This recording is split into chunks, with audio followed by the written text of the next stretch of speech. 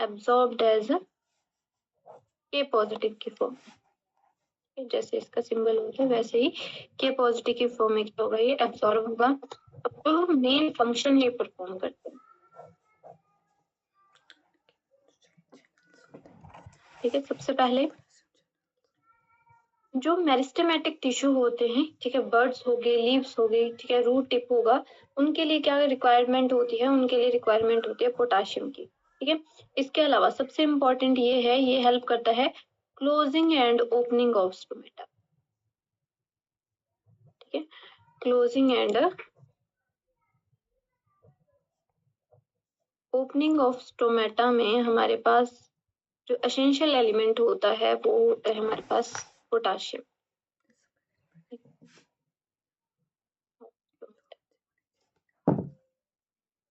देखो ये हमारे पास स्टोमेटा है, स्टोमेटा के पास क्या होता है, ऐसे गार्ड शेप सेल होते हैं, ठीक है, गार्ड सेल बोलते हैं। जो किडनी शेप सेल होते हैं वो हो गए मेरे पास गार्ड सेल, बीच में मेरे पास हो गया स्टोमेटल पोर,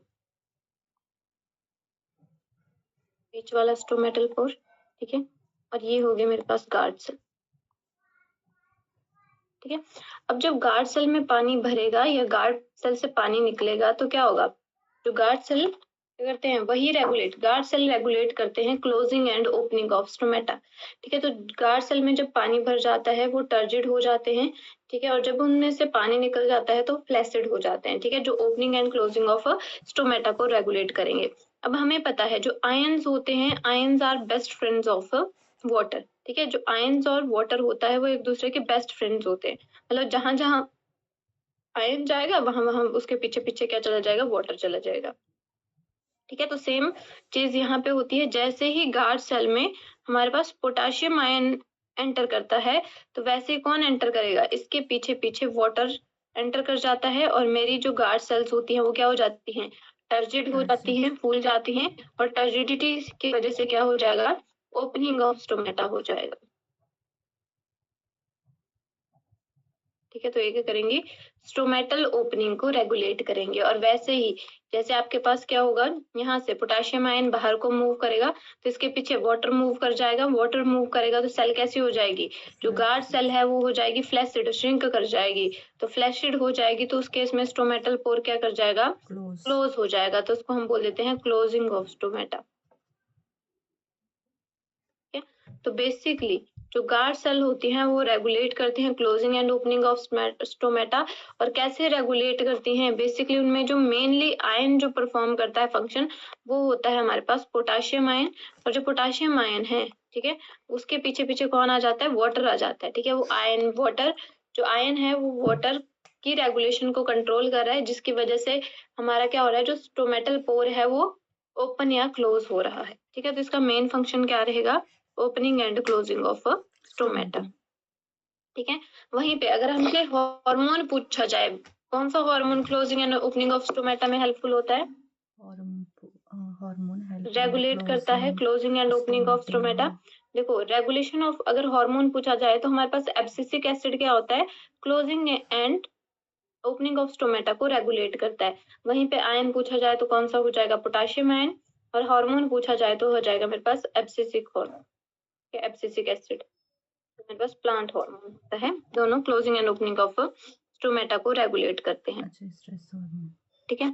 इसके अलावा अगर हम बात करें तो जो टर्जिडिटी ऑफ सेल है, ठीक है, अब यहाँ से हमें पता लग रहा है कि जो सेल्स होती हैं वो टर्जिड हो जाती हैं जब उनमें पानी आता है, तो टर्जिडिटी की वजह से क्या होती है, वो फूल जाती है, ठीक है। तो टर्जिडिटी ऑफ सेल भी कौन मेंटेन करता है, सेल को मेंटेन करता है हमारे पास कौन, पोटाशियम आयन, ठीक है। इसके अलावा जो पोटाशियम आयन होता है वो इन्वॉल्व होता है protein synthesis and activation of enzyme, का रोल होता है involve in protein synthesis and activation of enzyme, ठीक है। इसमें सिर्फ आपको एक ही चीज याद रखनी है मेनली हमारे पास, that is the closing and opening of stomata, ठीक है। इसके अलावा ये किसके लिए रिक्वायर्ड होता है, required in meristematic tissue, meristematic tissue, meristematic tissue के लिए रिक्वायर्ड होता है, बर्ड्स के लिए जो ग्रोइंग बर्ड है उनके लिए रिक्वायर्ड होता है, लीव्स हो गई हमारे पास एंड रूट टिप हो गई, इन सब के लिए, क्योंकि इन सबको पानी की जरूरत पड़ेगी सेल ग्रोथ के लिए, ठीक है।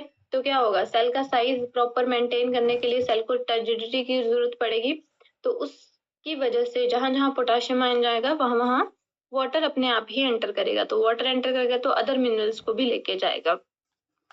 तो मेन हमें सिर्फ इसमें याद रखना है that is the opening and closing of stomata. इसके अलावा ये इसके क्या रहेंगे, फर्दर फंक्शन रहेंगे। क्लियर इतनी बात है, ठीक है। Yes ma'am. अब देखो हमने बेसिकली फास्फोरस की बात कर ली है ना। फास्फोरस हमारे पास जब भी हम किसी भी आयंस की बात करेंगे, ठीक है, जैसे मेरे पास फास्फोरस ही है, फास्फोरस मेरे पास फॉर्मूला है H2PO4 नेगेटिव, या फिर हम डायरेक्ट लिख सकते हैं HPO4 नेगेटिव, ठीक है। मेरे पास कोई भी आयन है, ठीक है, चाहे मेरे पास नाइट्रोजन है, नाइट्रेट है, मैग्नीशियम है, कोई भी है, तो जब उसके हायर ऑक्सीडेशन स्टेट पे होता है तब उसकी क्या होती है, एब्जॉर्प्शन होती है, ठीक है। जैसे कैल्शियम है, तो जब कैल्शियम की एब्जॉर्प्शन कहाँ पे होगी, कैल्शियम पॉजिटिव पे, ठीक है, या फिर कैल्शियम 2 पॉजिटिव पे, ऐसा आ रहा है हमें, ये कैल्शियम 3 पॉजिटिव पे, ठीक है। तो जो हायर ऑक्सीडेशन स्टेट होती है वहीं पे क्या होती है, अगर 2 पॉजिटिव होगा हायर तो क्या होगा, वहीं पे एब्जॉर्प्शन होगी, अगर 3 पॉजिटिव होगा हायर तो वहां पे एब्जॉर्प्शन होगी, ठीक है। तो हमेशा mineral ion higher oxidation state पे ही क्या होते हैं, एब्जॉर्ब होते हैं, ठीक है। इसके अलावा हमने मैग्नीशियम और सल्फर की बात भी कर ली है, ठीक है। तो हमें बचता है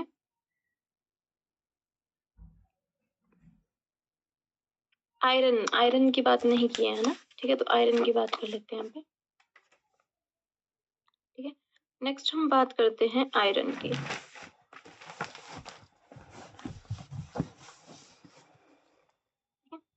और जो आयरन है, ठीक है, वो किस फॉर्म में एब्जॉर्ब होगा, जब प्लांट उसको एब्जॉर्ब करेंगे तो कौन से फॉर्म में करेंगे। अब देखो आयरन Fe2 पॉजिटिव की फॉर्म में भी मिलता है हमें, इस फॉर्म में भी मिलेगा और इस फॉर्म में भी मिलता है, Fe2 पॉजिटिव की फॉर्म में भी मिलता है, 3 पॉजिटिव की फॉर्म में भी मिल रहा है, लेकिन एब्जॉर्प्शन कहाँ पे होगी, हायर ऑक्सीडेशन स्टेट पे, Fe3 पॉजिटिव की स्टेट पे क्या होगी, इसकी एब्जॉर्प्शन होगी।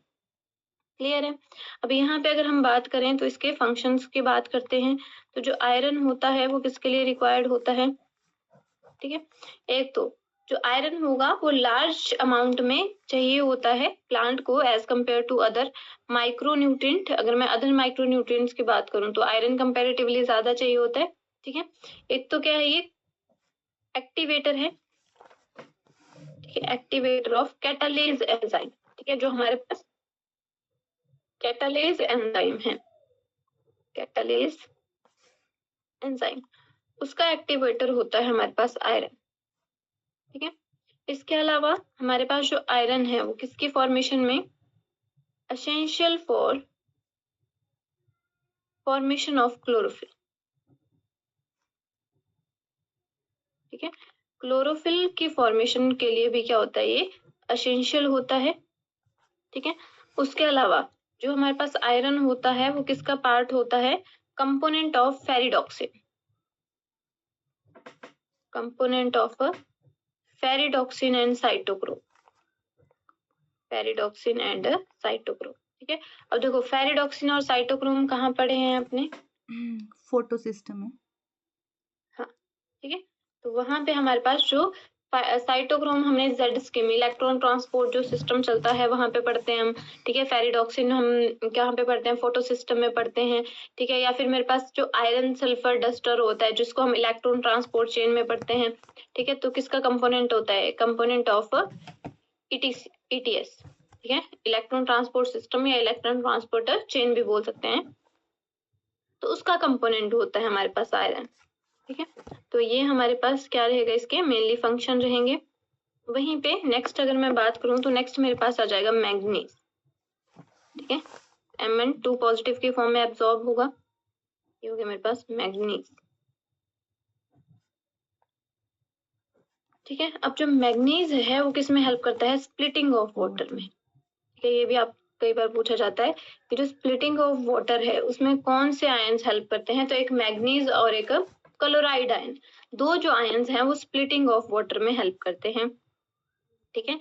और splitting of water to liberate oxygen, जब फोटोसिंथेसिस होती है तो क्या होता है, पानी टूटता है और लिबरेट होती है ऑक्सीजन, ठीक है। और स्प्लिटिंग ऑफ वाटर कहाँ पे होती है, स्प्लिटिंग ऑफ वाटर होती है ल्यूमन ऑफ थैलाकोइड, थैलेकॉइड। ठीक है, थैलाकोइड के ल्यूमन में होती है, ठीक है, थैलाकोइड ल्यूमन लिख दिया मैंने। और स्प्लिटिंग ऑफ वाटर से नेक्स्ट क्वेश्चन आपके पास बनता है, जो स्प्लिटिंग ऑफ वाटर है उससे कौन सा फोटो सिस्टम रिलेटेड होता है, स्प्लिटिंग ऑफ वाटर से आपके पास सिर्फ एक ही फोटो सिस्टम रिलेटेड होता है, that is the photo system 2, ठीक है। तो यहाँ पे स्प्लिटिंग ऑफ वाटर से आपको सिर्फ इतना सा ध्यान रखना है, स्प्लिटिंग ऑफ वाटर कहाँ पे होती है, थैलाकोइड ल्यूमन में होती है। स्प्लिटिंग ऑफ वाटर में जो फोटो सिस्टम इन्वॉल्व होता है that is the photo system 2, और स्प्लिटिंग ऑफ वाटर से ऑक्सीजन लिबरेट होती है,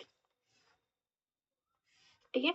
और स्प्लिटिंग ऑफ वाटर में कौन हेल्प करता है, मैग्नीशियम हेल्प करता है, ठीक है। तो फोटोसिंथेसिस में ड्यूरिंग फोटोसिंथेसिस जो स्प्लिटिंग ऑफ वाटर है उसमें मैग्नीशियम का मेन रोल, मैग्नीज का सॉरी मेन रोल रहता है, ठीक है।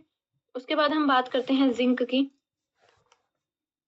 Zn2 पॉजिटिव, ठीक है। तो देखो जिंक क्या है, एक तो एक्टिवेटर की तरह काम करेगा, एक्टिवेटर ऑफ कार्बोक्सिलेज एंजाइम जो होता है उसका एक्टिवेटर होता है कार्बोक्सिलेज,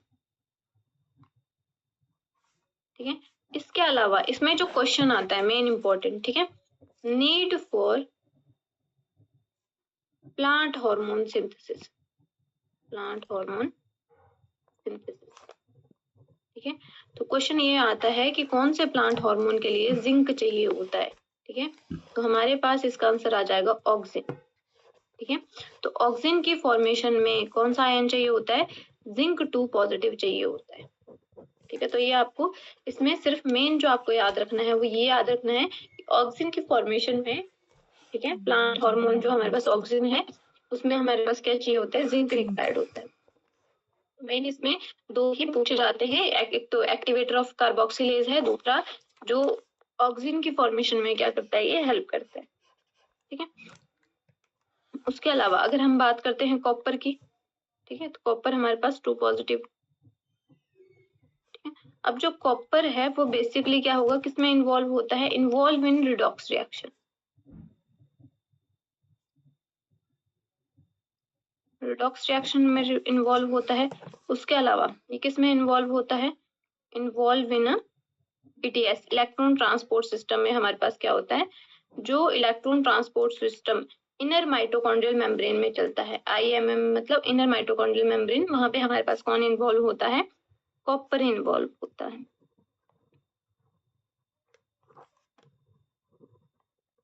ठीक है। उसके बाद हम बात करते हैं, ये हमारे पास सफिशिएंट है, इतना ही आएगा इसमें से।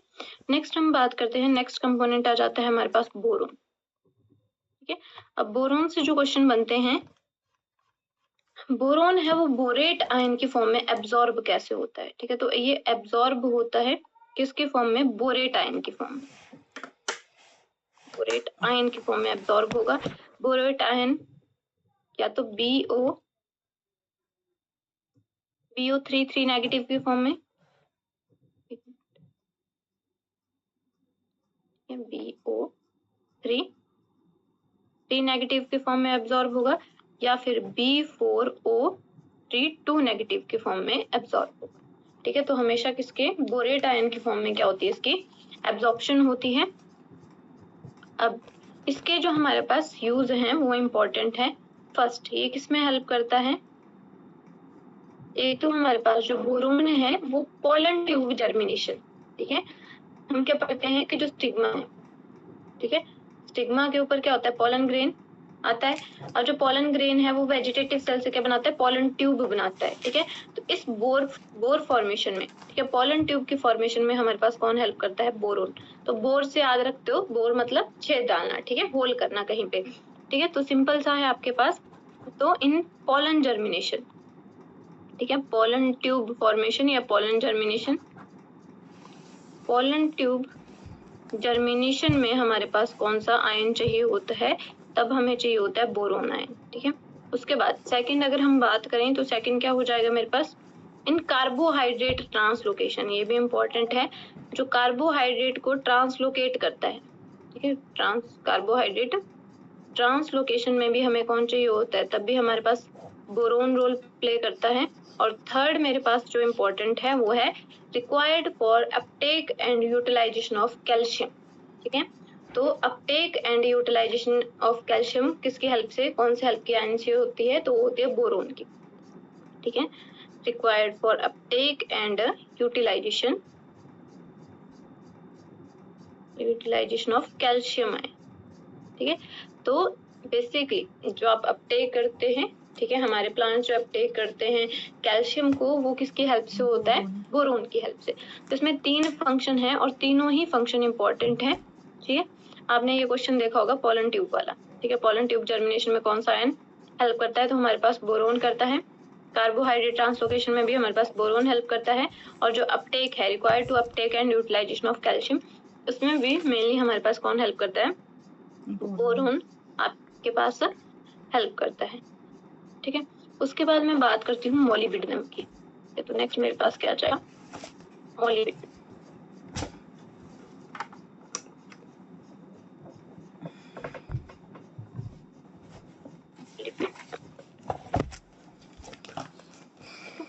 मोलिब्डेनम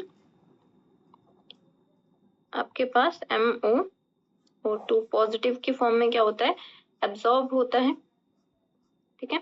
और ये इम्पोर्टेंट है, इसमें सिर्फ हमने एक ही चीज याद रखनी है, that is it is the component of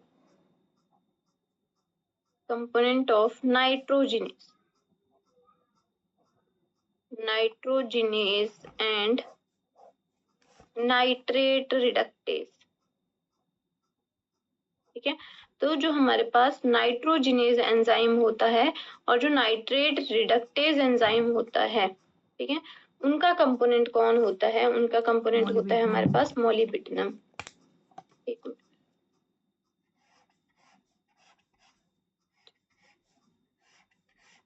यहाँ पे लिखा मैंने नाइट्रोजिनेज, तो नाइट्रोजिनेज एंड नाइट्रेट रिडक्टेज में एंजाइम्स में जो हेल्प करता है वो करता है हमारे पास मोलिब्डेनम, ठीक है। उसके बाद हम बात करते हैं क्लोरीन की,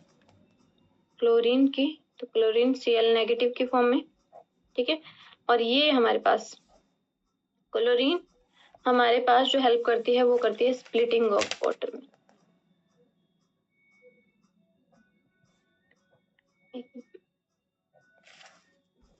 स्प्लिटिंग ऑफ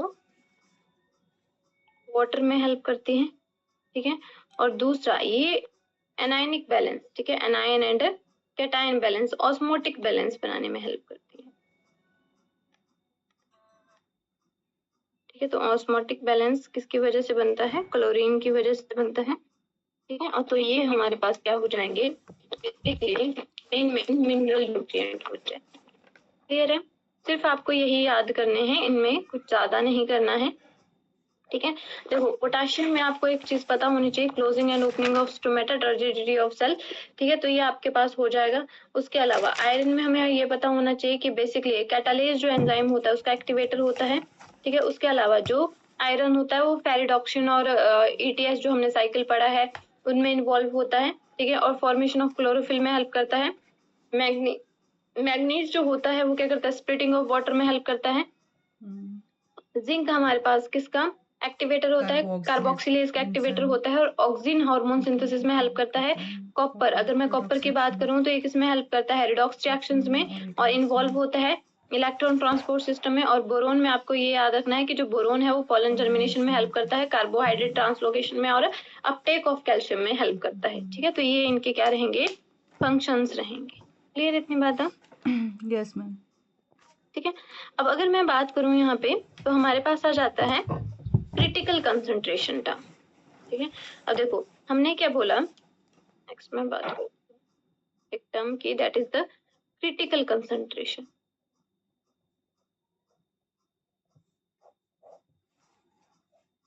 ठीक है। अब जो क्रिटिकल कंसंट्रेशन क्या होता है, जब मिनरल आयन क्या हो जाए बिलो रिक्वायरमेंट, ठीक है, जितनी उनकी रिक्वायरमेंट है उससे भी कम हो जाएं, तब उनको हम क्या बोल देंगे, तब उस कंसंट्रेशन को हम बोल देंगे क्रिटिकल कंसंट्रेशन, ठीक है। यहाँ पे लिख देती हूँ मैं, the concentration of mineral ion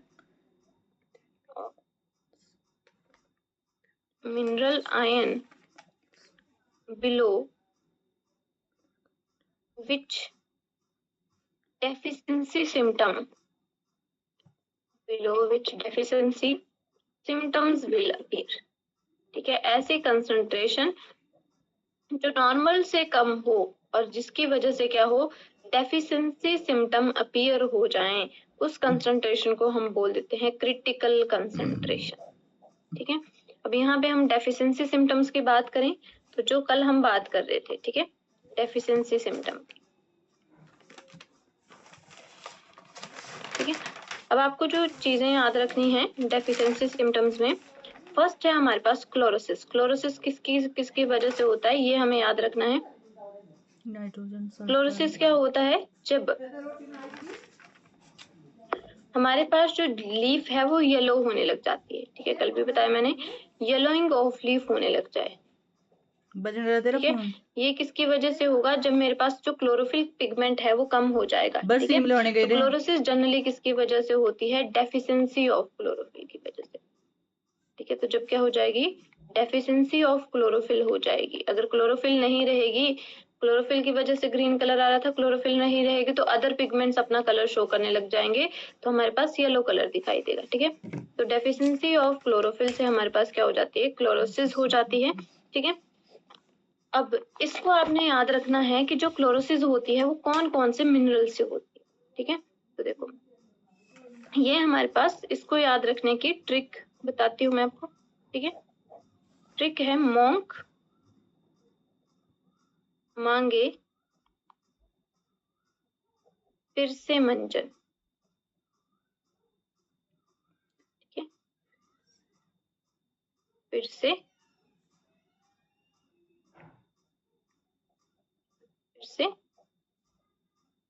मंजन। ठीक है, अब देखो यहाँ पे हमने मोंक में जो MO है, ठीक है, MO stand for, MO is the symbol of molybdenum. ठीक है, N से क्या हो जाएगा मेरे पास, N से हो जाएगा नाइट्रोजन। ठीक है, K से हो जाएगा मेरे पास, K is the symbol of potassium. ठीक है, अब यहाँ से मांगे से Mg लेना है हमने, तो क्या हो जाएगा हमारे पास, मैग्नीशियम। यहाँ से F से हमारे पास क्या आता है, आयरन वाला सिंबल आता है, आयरन। S से हो जाएगा मेरे पास सल्फर। ठीक है, और यहाँ पे मंजन से Mn और Zn हो जाएगा। ठीक है, मैग्नीज और जिंक, मैग्नीज और जिंक, यहाँ पे ये वाला और ये वाला। ठीक है, ठीक है, तो जो हमने लाइट हाइलाइटर किए हैं, ठीक है, हाईलाइट जो किए हैं मैंने, सिर्फ उन्हीं से वर्ड बन रहा है। यहाँ पे S से बन रहा है, यहाँ से F से बन रहा है, यहाँ पे पूरा M और G से बन रहा है, मैग्नीज। ठीक है, और यहाँ पे मोलिब्डेनम से बन रहा है। ठीक है, N से नाइट्रोजन बन रहा है और K से हमारे पास पोटाशियम बन रहा है। ठीक है, तो ये सारे मेरे पास मिनरल्स आयंस हैं, और इन सब की जब डेफिशिएंसी होगी, चाहे मोलिब्डेनम की हो, नाइट्रोजन की हो, पोटाशियम की हो, मैग्नीशियम की हो, आयरन की हो, सल्फर की हो, मैग्नीज की हो, जिंक की हो, तो इन सब की वजह से क्या होता है, इन सब की वजह से क्लोरोसिस ही होती है। क्लियर है? ठीक है, नेक्स्ट जो हमारे पास डिजीज हम पढ़ते हैं प्लांट्स में, दैट इज द नेक्रोसिस। ठीक है, तो सेकंड मेरे पास जो डिजीज है दैट इज द नेक्रोसिस। ठीक है, नेक्रोसिस का मतलब क्या होता है, टिश्यू डेथ। ठीक है, अब जब टिश्यू डेथ हो जाएगी तो क्या हो जाएंगे, ब्लैक ब्लूइश डार्क स्पॉट पड़ने लग जाएंगे। ठीक है, तो हमें लीफ पे क्या दिखेंगे, लीफ पे डार्क डार्क स्पॉट दिखने लग जाएंगे। ठीक है, अब जो नेक्रोसिस है, जिसको हमने टिश्यू डेथ बोला, वो कौन से मिनरल की डेफिशिएंसी की वजह से होती है, तो उसको याद करने की ट्रिक है हमारे पास कुक का मैजिक। ठीक है, ट्रिक है में यहाँ से ऐसे कुक का मैजिक। ठीक है, ये ट्रिक है। तो देखो कुक से क्या बन जाएगा, Cu से बन जाएगा हमारे पास कॉपर। ठीक है, यहाँ पे K से मेरे पास फिर से क्या बन जाएगा, पोटाशियम।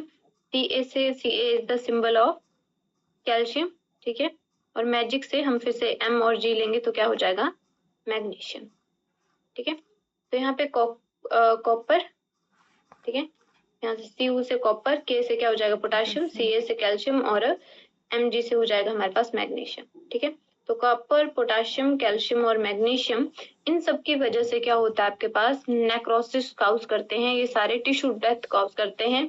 तो जो लीफ होगी वो तो कर्ल होने लग जाएगी और दूसरा उसमें डार्क स्पॉट दिखने लग जाएंगे। ठीक है, उसके बाद नेक्स्ट आता है हमारे पास, नेक्स्ट जो डिजीज आती है थर्ड, ठीक है, that is the inhibition of cell division.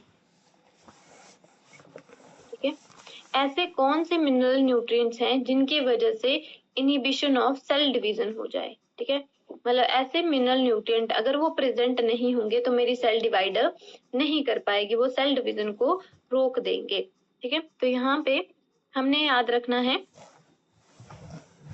No smoking से। ठीक है, अब यहाँ पे नो स्मोकिंग को ऐसे लिख सकते हो आप, N से नाइट्रोजन, ठीक है, स्मोकिंग से S से सल्फर, MO से मोलिब्डेनम और K से पोटाशियम। ठीक है, तो ये ऐसे है। ठीक है, यहाँ पे सिर्फ N ही है, ये N से नाइट्रोजन, S से क्या हो जाएगा यहाँ पे सल्फर, MO से हो जाएगा मोलिब्डेनम और K से हो जाएगा पोटाशियम। ठीक है, तो ये जो मेरे पास बेसिकली ये इनकी क्या है ट्रिक है। ठीक है, और ये मेरे पास क्या है मिनरल न्यूट्रिएंट है।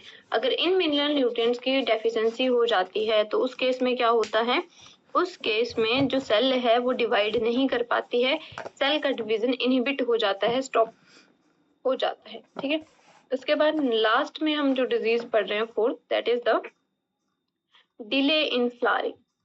ठीक है, डिले इन फ्लावरिंग। ठीक है, तो कौन से मिनरल न्यूट्रिएंट की वजह से क्या होता है, जो फ्लावरिंग है वो डिले हो जाती है, मतलब मेरे पास जो फ्लावर है वो धीरे धीरे अभी बड की फॉर्म में है, उसने खिलना था पर क्या हो गया, उसका फ्लावरिंग स्लो हो गया, बहुत धीरे धीरे होगी। ठीक है, तो डिले इन फ्लावरिंग में हमारे पास बेसिकली इसको याद रखेंगे हम मोशन से। ठीक है, मोशन। ठीक है, तो नाम से ही हमें पता लग जाएगा मोशन, मतलब यहाँ पे क्या हो गया, स्लो मोशन हो गया, धीरे धीरे। देखो स्लो का मतलब होता है डिले। ठीक है, तो धीरे धीरे क्या हो रहा है, यहाँ पे फ्लावरिंग हो रही है, तो स्लो मोशन से। अब जो याद रखना है वो सिर्फ मोशन से ही है, MO से हमारे पास हो जाएगा सेम मोलिब्डेनम। ठीक है, MO से मोलिब्डेनम हो जाएगा, S से मेरे पास सल्फर हो जाएगा और N से मेरे पास क्या हो जाएगा, नाइट्रोजन हो जाएगा। ठीक है, तो इसको लर्न करने की ट्रिक है। ठीक है, अगर आपको ऐसे हो जाता है तब भी ठीक है, अगर नहीं होता है तो आप इसको यूज कर सकते हो। ठीक है, तो मोलिब्डेनम, सल्फर और नाइट्रोजन, इन तीन जो न्यूट्रिएंट है, मिनरल न्यूट्रिएंट है, अगर इनकी डेफिशिएंसी हो जाए तो क्या हो जाती है, जो फ्लावरिंग होती है वो डिले हो जाती है। ठीक है, तो डिले फ्लावरिंग कौन करवाता है आपके पास, molybdenum, sulphur and nitrogen. Clear है बात? Yes ma'am. ठीक है, उसके बाद हम बात करते हैं थोड़ा सा एक और चीज की, दैट इज द टॉक्सिसिटी। ठीक है, टॉक्सिसिटी ऑफ अ माइक्रोन्यूट्रिएंट। ठीक है, पहले हमने माइक्रोन्यूट्रिएंट के क्या देखे, बेसिकली डेफिशिएंसी से क्या होता है, माइक्रोन्यूट्रिएंट मेनली उनके कंपोनेंट्स देखे। अब माइक्रोन्यूट्रिएंट में हम बेसिकली यहाँ पे जो मैग्नीशियम टॉक्सिसिटी की बात करते हैं। ठीक है, तो यहाँ पे टॉक्सिसिटी ऑफ मैग्नीशियम भी लिख सकते हो आप। ठीक है, डायरेक्ट हम मैग्नीशियम की ही बात करेंगे क्योंकि यहाँ पे हम बात करते हैं मैग्नीज की या फिर मैग्नीशियम की। ठीक है, अब देखो यहाँ पे जो मैग्नीज की जो टॉक्सिसिटी आती है वो आती है मैग्नीशियम की वजह से। ठीक है, मतलब यहाँ पे जब मेरे पास मैग्नीशियम आयन की डेफिशिएंसी हो जाएगी। ठीक है, अब देखो टॉक्सिसिटी का मतलब क्या हुआ, मेरे पास एक नॉर्मल कंसंट्रेशन थी। ठीक है, किसी भी मिनरल न्यूट्रिएंट की नॉर्मल कंसंट्रेशन है, जब नॉर्मल होगी तो नॉर्मल फंक्शनिंग करेगा। अगर वो डिक्रीज हो जाएगी, क्रिटिकल कंसंट्रेशन पे आ जाएगी तो क्या होगा, क्रिटिकल कंसंट्रेशन पे आ जाएगी तो क्या होने लग जाएगी, डेफिशिएंसी होने लग जाएगी, तो हमें डेफिशिएंसी सिम्टम दिखाने लग जाएंगे। ठीक है, और वहीं पे अगर किसी मिनरल न्यूट्रिएंट क्या हो जाते हैं, ज्यादा इंक्रीज हो जाती है।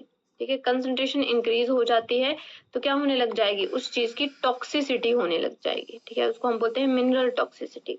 ठीक है, अब जो मिनरल टॉक्सिसिटी है वो मैग्नीज की हम बात करेंगे, और मैग्नीज की जो मिनरल टॉक्सिसिटी होती है वो मैग्नीशियम की कमी की वजह से होती है। ठीक है, तो यहाँ पे थोड़ा सा यहाँ पे हम ऐसे बात कर लेते हैं। चलो पहले हम बात करते हैं आपके पास मैग्नीज टॉक्सिसिटी की, ठीक है। अब जो मैग्नीज की टॉक्सिसिटी है,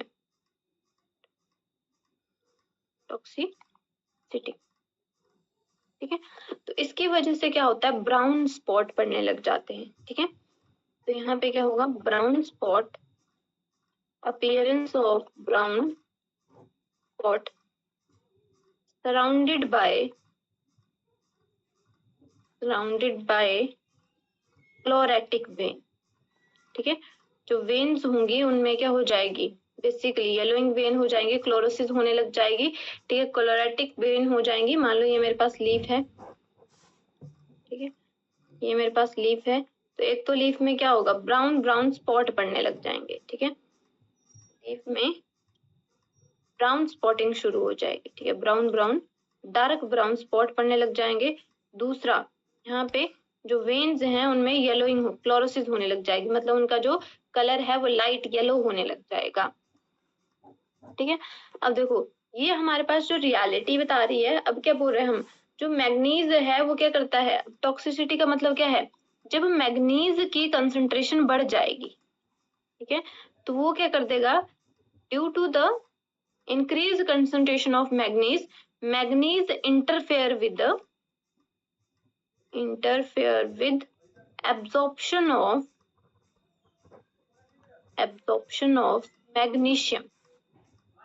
magnesium, iron and calcium, ठीक है। मैं क्या बोल रही हूँ, जब मैग्नीज की टॉक्सिसिटी हो जाएगी, जब मैग्नीज की कंसंट्रेशन बढ़ जाएगी, तो वो क्या करेगा, अदर जो मिनरल न्यूट्रिएंट हैं, ठीक है, जैसे मेरे पास मैग्नीशियम, आयरन और कैल्शियम हो गया, इन मिनरल न्यूट्रिएंट्स को प्लांट को एब्जॉर्ब ही नहीं करने देगा। और हमने क्या पढ़ा है कि magnesium is the main component, magnesium iron is the main component of the chlorophyll, ठीक है। मैग्नीशियम नहीं होगा तो क्लोरोफिल नहीं बनेगी, अगर क्लोरोफिल नहीं बनेगी तो क्लोरोसिस होने लग जाएगी, ठीक है। तो हमें क्या पता लगेगा, हमें ऐसे लगेगा कि किसकी वजह से हो रही है डिजीज टॉक्सिसिटी, किसकी वजह से हो रही है, मैग्नीज टॉक्सिसिटी की वजह से क्या होता है, अदर मिनरल्स की एब्जॉर्प्शन नहीं हो पाती है, जिससे हमें ये सिम्टम्स दिखाई देते हैं, ठीक है। तो बेसिकली ये किसकी वजह से होता है, डेफिशिएंसी ऑफ 3 मिनरल न्यूट्रिएंट, ठीक है। तो यहाँ पे क्या हो जाएगी, डेफिशिएंसी हो जाएगी ऑफ 3 मिनरल न्यूट्रिएंट, जो कौन कौन से होते हैं हमारे पास, magnesium, iron and chlorine, sorry calcium,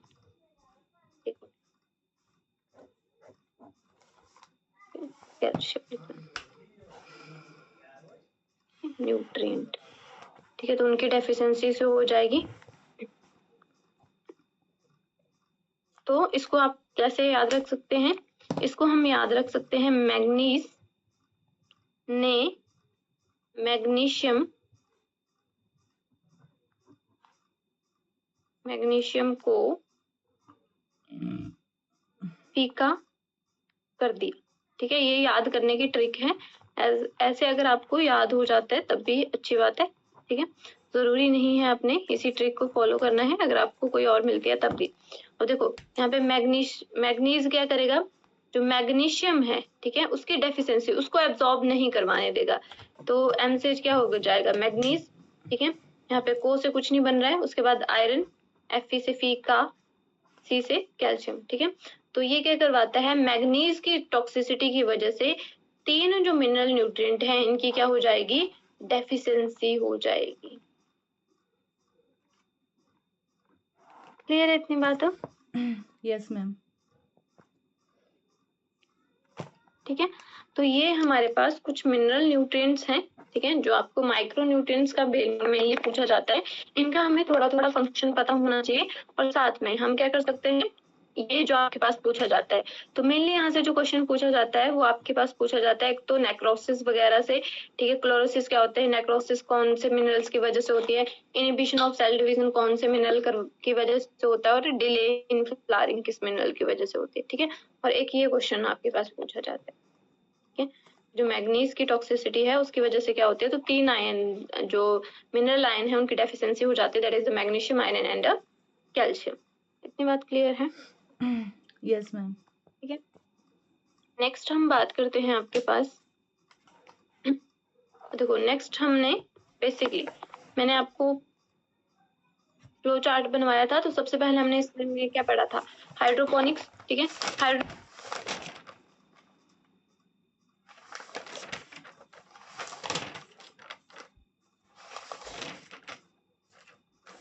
hydroponic हो गया, एसेंशियल न्यूट्रिएंट्स हो गया, नाइट्रोजन मेटाबॉलिज्म।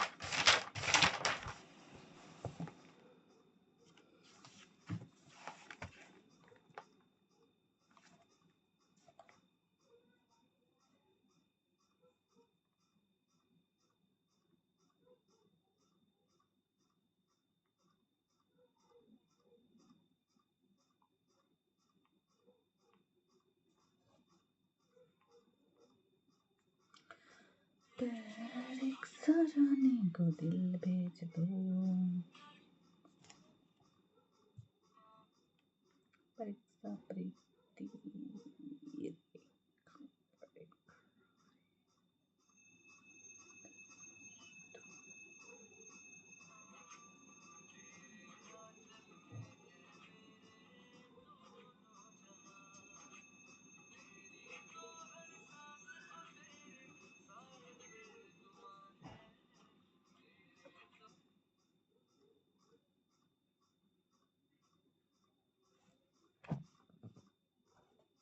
मैंने बोला ये हमारे पास अर्थ है, अर्थ के नीचे हमारे पास क्या है, सॉइल है, ठीक है। यहाँ पे हमारे पास बना लेते हैं हम प्लांट, ठीक है, कोई भी प्लांट है, ठीक है। अब जो एटमॉस्फेयर में जो नाइट्रोजन है वो किसकी फॉर्म में है, N ट्रिपल बॉन्ड N की फॉर्म में है। इसको मेरे प्लांट क्या कर सकते हैं, एब्जॉर्ब नहीं कर सकते हमारे प्लांट, तो हमें क्या करना पड़ेगा, इन बॉन्ड्स को तोड़ना पड़ेगा, ठीक है। और इन बॉन्ड को तोड़ के हम क्या कर सकते हैं, नाइट्रोजन को फिक्स कर सकते हैं और उस नाइट्रोजन को प्लांट्स क्या कर सकते हैं, एब्जॉर्ब कर सकते हैं, ठीक है। तो ये जो नाइट्रोजन फिक्सेशन का काम है, ठीक है, वो कौन करते हैं, वो करते हैं हमारे पास बैक्टीरिया, ठीक है। और उन बैक्टीरिया को हम बोल देते हैं नाइट्रोजन फिक्सिंग बैक्टीरिया, ठीक है। अब ये जो नाइट्रोजन फिक्सेशन है वो किसके थ्रू हो रही है, बैक्टीरिया के थ्रू हो रही है, तो इसको हम क्या बोल देते हैं, biological N2 fixation, biological nitrogen fixation. इसके अलावा जो नाइट्रोजन फिक्सेशन है वो केमिकल्स भी करते हैं, ठीक है। जैसे इंडस्ट्रियल कंबशन हो गया, उससे भी क्या होती है, इंडस्ट्रियल कंबशन से भी हमारे पास नाइट्रोजन फिक्स होती है। उसके अलावा फिजिकल जो आपके पास मेथड्स हैं उनसे भी क्या होती है, नाइट्रोजन फिक्सेशन होती है। बट मेजोरिटी जो नाइट्रोजन फिक्सेशन होती है वो किसके थ्रू होती है, मेजोरिटी ऑफ नाइट्रोजन फिक्सेशन होती है बैक्टीरिया के थ्रू, ठीक है। इसलिए हम क्या बोल देते हैं, बायोलॉजिकल नाइट्रोजन फिक्सेशन बोल देते हैं, ठीक है। अब ये जो बैक्टीरिया हैं वो क्या करते हैं, जैसे राइजोबियम बैक्टीरिया हो गया हमारे पास, ठीक है। तो ये जो बैक्टीरिया होते हैं वो क्या करते हैं, नाइट्रोजन को अमोनिया में NH3 की फॉर्म में क्या करेंगे, कन्वर्ट करेंगे, ठीक है। फिर ये जो आपके पास NH3 है, ठीक है, इसको नाइट्राइट की फॉर्म में कन्वर्ट करेंगे, हमारे पास NO2 नेगेटिव की फॉर्म में कन्वर्ट करेंगे दो बैक्टीरिया। एक होता है हमारे पास नाइट्रोकोकस बैक्टीरिया, ठीक है, और एक होता है हमारे पास नाइट्रोसोमनास बैक्टीरिया, ठीक है। ये दोनों बैक्टीरिया क्या करते हैं, NO2 की फॉर्म में कन्वर्ट कर देते हैं NH3 को, ठीक है।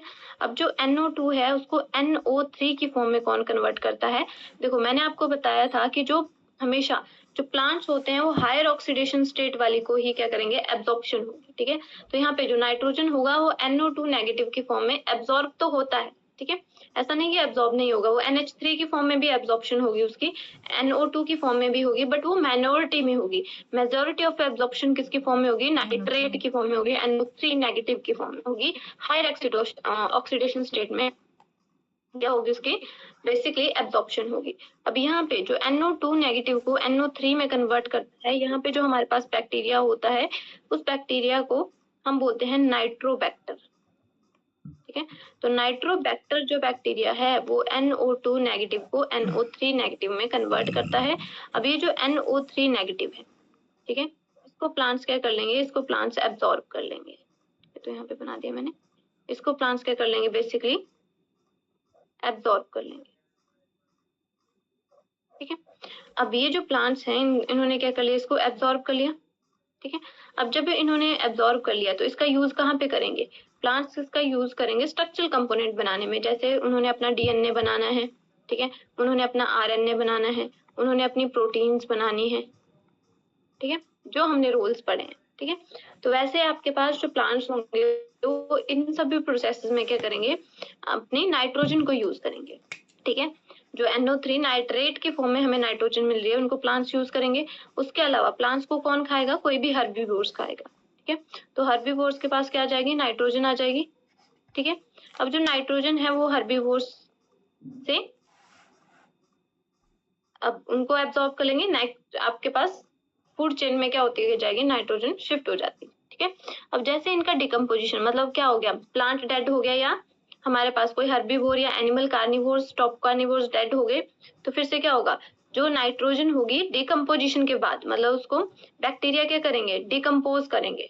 ठीक है, और फिर से उस नाइट्रोजन को किस में कन्वर्ट कर देंगे, जो नाइट्रेट की फॉर्म में थी, फिर से उसको अमोनिया में कन्वर्ट कर देंगे। ठीक है, और यहाँ पे इस रिएक्शन को हम बोल देते हैं अमोनिफिकेशन रिएक्शन। ठीक है, और जब हमारे पास जो अमोनिया है उससे यहाँ पे ठीक है, जब अमोनिया है, अमोनिया किस में कन्वर्ट हो रहा था, NO3 नेगेटिव के फॉर्म में कन्वर्ट हो रहा था। इस प्रोसेस को हम बोलते हैं नाइट्रिफिकेशन। नाइट्रोजन को फिक्स कर रहे हैं तो इसको हम बोलते हैं नाइट्रिफिकेशन रिएक्शन। ठीक है, और जब नाइट्रोजन या नाइट्रेट आपके पास फिर से अमोनिया के फॉर्म में कन्वर्ट हो जाएगा तो उसको हम बोलते हैं अमोनिफिकेशन रिएक्शन, क्योंकि फिर से अमोनिया बन रहा है। ठीक है, और कुछ जो आपके पास NO3 है वो डायरेक्ट किस में चेंज हो जाएगा, basically N triple bond N की फॉर्म में, और कुछ अमोनिया बन के फिर से किस में चेंज हो जाएगा, N ट्रिपल बॉन्ड N की फॉर्म में, मतलब साइकिल चलता रहेगा। ठीक है, जब मेरे पास हर्बीवोर्स या जो भी प्लांट्स हैं, ठीक है, वो क्या हो जाएंगे, डेड हो जाएंगे, तो फिर से हम क्या करेंगे, इनके नाइट्रोजन को वेस्ट नहीं करेंगे, फिर से रिसाइकिल हो जाएगा। जो डिकम्पोजर्स होंगे वो फिर से सॉइल में नाइट्रोजन को मिक्स कर देंगे। इतनी बात क्लियर है? Yes ma'am. तो हमारे पास ये साइकिल चलता रहेगा। ठीक है, बैक्टीरिया क्या करते रहेंगे, फिक्स करते रहेंगे, फिर उसको प्लांट्स खाते रहेंगे, प्लांट से हर्बीवोर्स। ठीक है, जब वो डेड हो जाएंगे तो फिर से वो सॉइल में मिल जाएगा, सॉइल से फिर से एटमॉस्फेयर में चला जाएगा, एटमॉस्फेयर से फिर से बैक्टीरिया उसको क्या कर लेंगे, नाइट्रोजन को फिक्स करने का काम करेंगे सॉइल में। ठीक है, तो ये हमारे पास साइकिल चलता रहेगा। ठीक है, अब जो बैक्टीरिया क्या करते हैं, हमारे पास जो कॉम्प्लेक्स नाइट्रोजन है, ठीक है, किसी कॉम्प्लेक्स में फंसी हुई नाइट्रोजन है, उसको फिर से अमोनिया में या डायरेक्ट नाइट्रोजन में जो कन्वर्ट करने का काम करते हैं उनको हम बोलते हैं डीनाइट्रीफाइंग बैक्टीरिया। ठीक है, डीनाइट्रीफाइंग बैक्टीरिया, और रिएक्शन को हम बोल देंगे डीनाइट्रिफिकेशन रिएक्शन। ठीक है, इसको हम रिएक्शन को क्या बोल देंगे, डीनाइट्रिफिकेशन रिएक्शन। ठीक है, अब जो डीनाइट्रीफाइंग बैक्टीरिया होते हैं उनके एग्जांपल्स हैं आपके पास, जैसे हमारे पास सुडोमोनास बैक्टीरिया। ठीक है, उसके अलावा हमारे पास थायोबैसिलस बैक्टीरिया। ठीक है, ये क्या करते हैं, डीनाइट्रिफिकेशन का काम करते हैं। इतनी बात क्लियर है? Yes ma'am. ठीक है, तो ये हमारे पास सिंपल सा नाइट्रोजन साइकिल है। अब देखो हमारे पास हमने बोला जो फिक्सेशन होती है कौन करता है, बैक्टीरिया करते हैं, जिसको हम क्या बोल देते हैं, बायोलॉजिकल नाइट्रोजन फिक्सेशन बोल देते हैं। ठीक है, बायोलॉजिकल N2 फिक्सेशन बोल देते हैं। ठीक है, कौन कर रहे हैं, बैक्टीरिया कर रहे हैं। अब जो बैक्टीरिया होते हैं, ठीक है, वो भी दो टाइप के होते हैं। ठीक है, एक तो फ्री लिविंग बैक्टीरिया, ऐसे बैक्टीरिया जो क्या करेंगे, सॉइल में पड़े होंगे। ठीक है, मान लो मेरे पास यहाँ पे प्लांट्स की रूट्स हैं।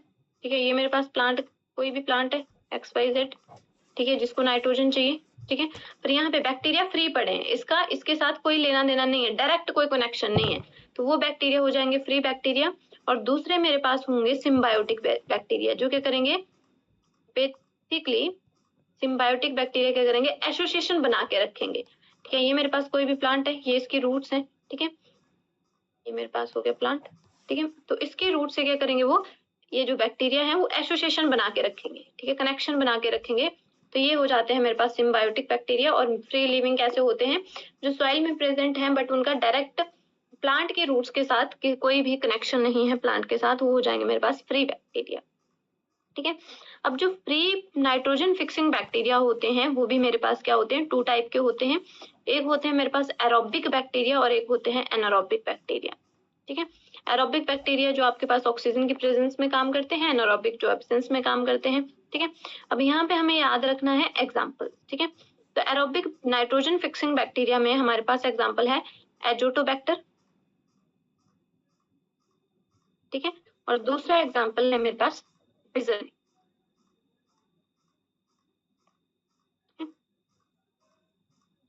पिजर ठीक है, पिजरनिका। ठीक है, तो ये मेरे पास क्या हो जाएंगे, दो बैक्टीरिया हो जाएंगे जो कैसे हैं, एरोबिक बैक्टीरिया हैं, और कैसे हैं मेरे पास फ्री लिविंग है। और थर्ड एग्जांपल जो फ्री लिविंग है बट कैसा है, एनारोबिक बैक्टीरिया है, दैट इज द रोडोस्पाइरुलम। ठीक है, रोडोस्पाइरुलम।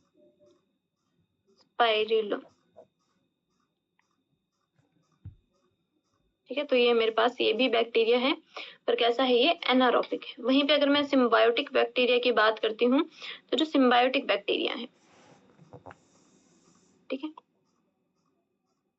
सिम्बायोटिक बैक्टीरिया की बात करती हूँ तो जो क्या करेंगे, एसोसिएशन बना के रखेंगे।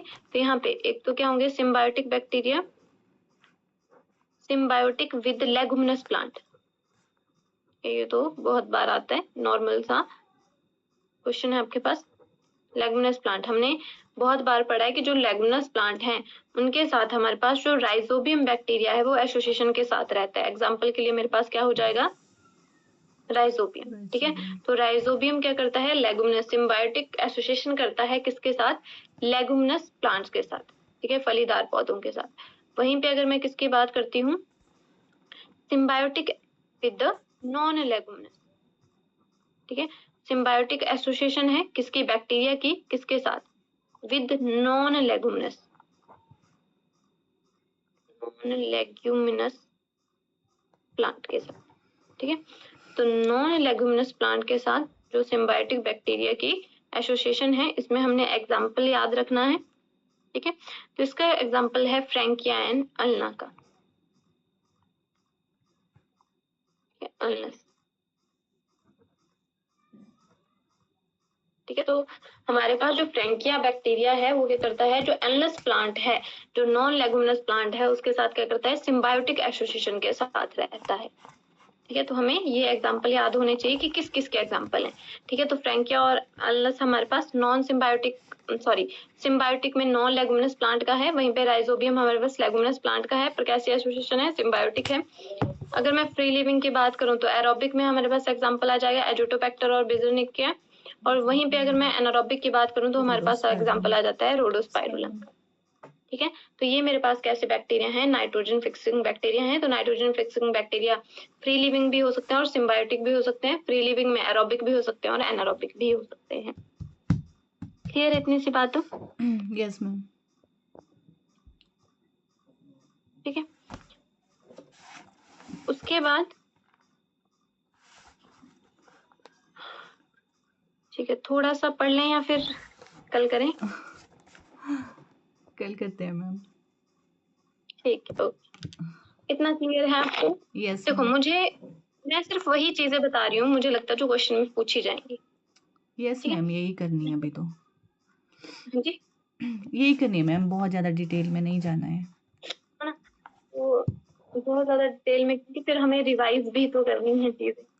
Yes ma'am. तो फिर मुझे लगता है कि इतना इतना ही ठीक है, क्योंकि इनमें से क्वेश्चन आ चुके हैं। तो